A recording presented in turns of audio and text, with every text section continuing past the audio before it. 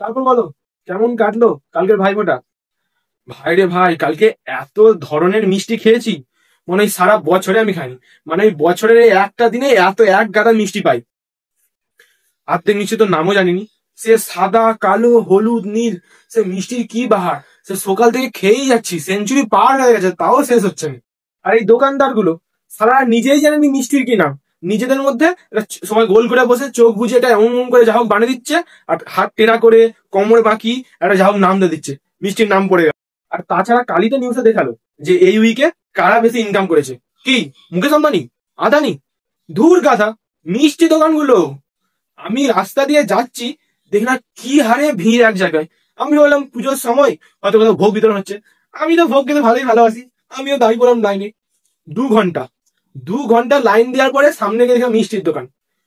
পুরো ভিড়ে মিষ্টির দোকান চাপা পড়ে গেছে, দেখতেই পাইনি যেটা মিষ্টির দোকান ছিল বলে। একজনকে তো জিজ্ঞেস করে জানলাম, সেটা গত 1 সপ্তাহ আগে থেকে দাঁড়িয়ে আছে আজ মিষ্টি কিনবে বলে।